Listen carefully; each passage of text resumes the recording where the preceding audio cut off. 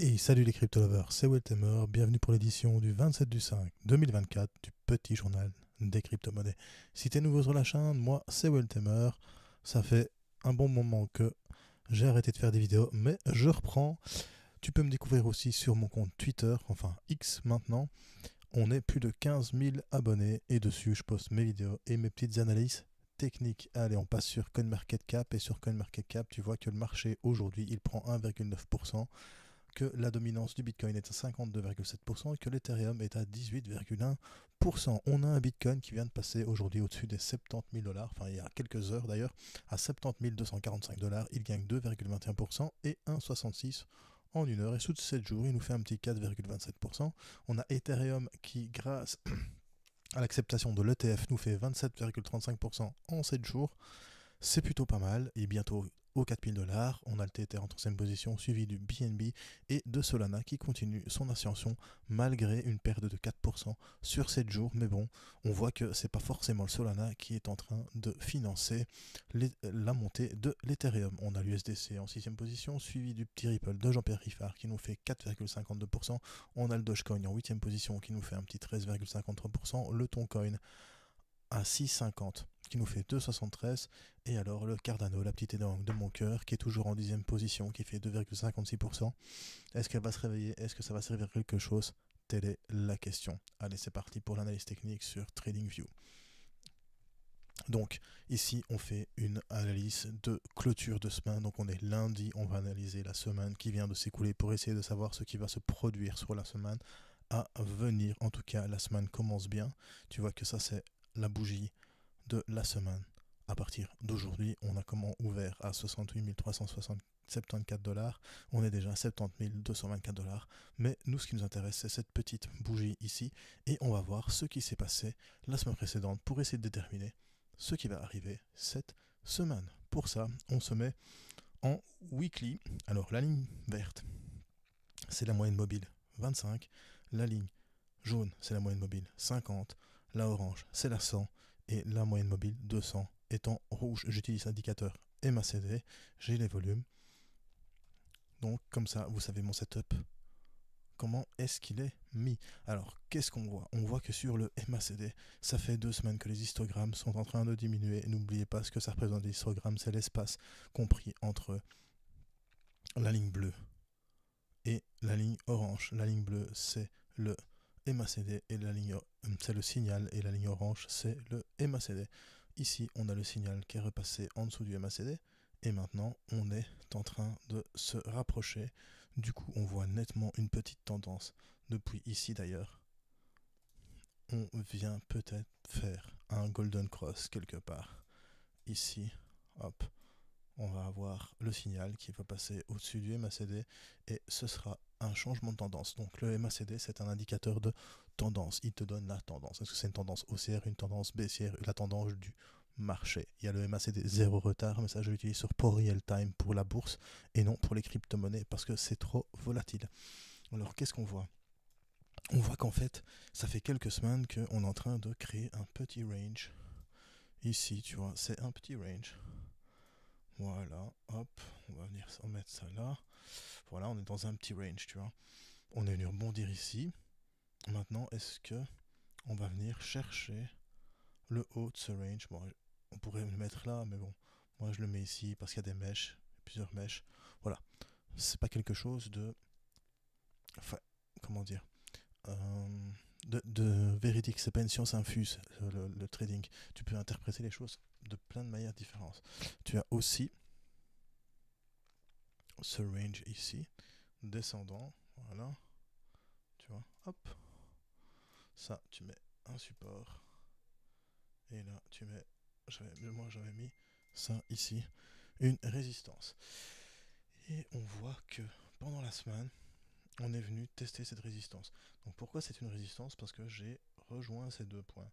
Donc ces deux points hauts, je les ai rejoints, j'ai tracé une ligne, et ça fait une résistance. Donc on voit que le cours a essayé de percer cette résistance. Il n'a pas réussi à le percer, et ce qui est intéressant à voir, c'est que comme il ne l'a pas percé, et bien après ça a chuté. Donc on a ouvert ici à 66 156 dollars, on est monté jusqu'à 71 635 $, et on a rechuté.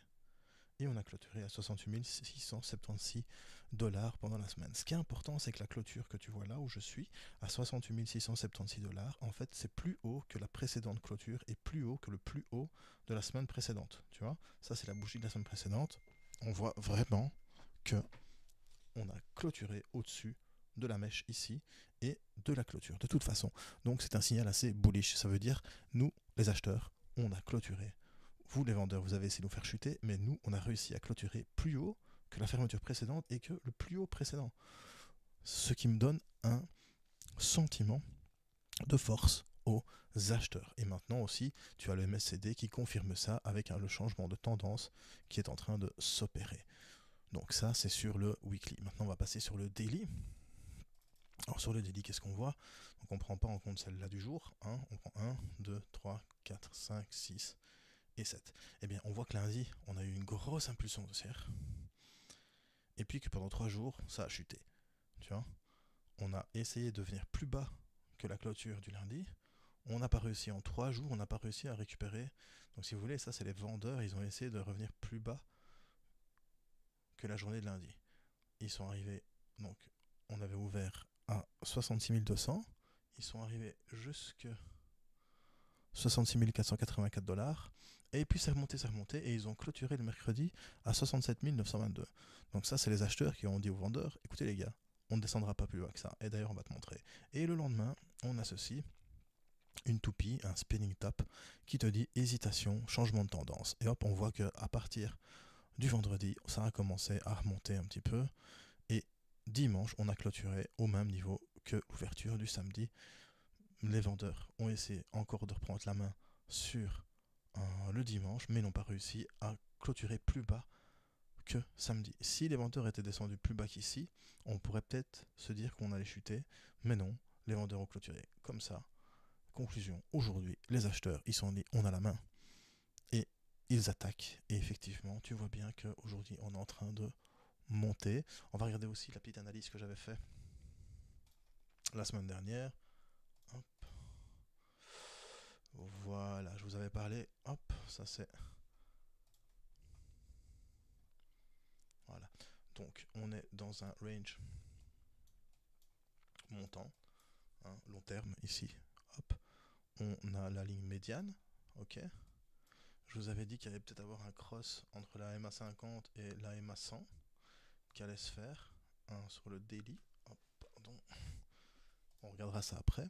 En tout cas, sur le weekly, je vous avais dessiné une green box. Et je vous avais dit, on va arriver dans cette green box. Hop, on se met sur le daily. Déjà, on voit que le Golden Cross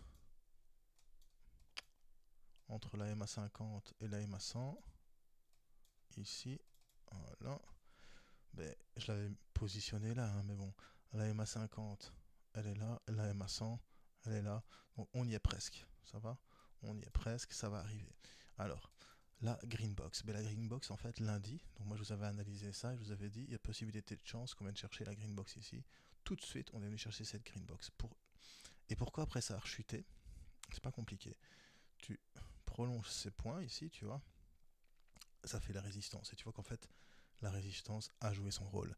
Elle a résisté au cours. Donc, on a essayé de la percer, on n'a pas réussi, ça a chuté. Et maintenant, on va réessayer une nouvelle fois d'aller chercher cette résistance, tout simplement. Je pense que le but, il est là. Le but, il est d'aller chercher la résistance qui se trouve là. Si on va chercher cette résistance et qu'on arrive à la casser, mais il y a deux objectifs.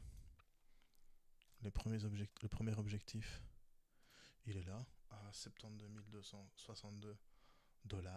Et le prochain et le dernier objectif, ce sera 73 588 $. Une fois qu'on aura pété ces objectifs, on aura le champ libre pour aller chercher ici, quelque part, la hauteur, la résistance haute du canal weekly, ici, dessiné en jaune. Ok? Voilà, ça c'est ma vision des choses. Dis-moi, toi, ce que t'en penses. Est-ce que le Bitcoin va péter cette résistance et venir chercher un nouveau plus haut en allant chercher la résistance du canal weekly ici en jaune, ou est-ce que il va pas réussir à péter cette résistance que tu vois là? Ok, tu la vois, elle est juste là. Il va pas réussir à la péter comme la semaine précédente, mais moi je pense qu'il va réussir et qu'il va venir chercher en premier les 72 600, les 73 000 et peut-être aller chercher après un nouveau plus haut, va voir les 80 000 $, on ne sait jamais. Voilà, c'était Will Temer pour le petit journal des cryptos. Si t'as bien aimé, tu mets un petit pouce bleu, si t'as pas aimé, tu mets un petit pouce rouge, et surtout bro, n'oublie pas, choose life, choose freedom, et choose Bitcoin. Peace my bro.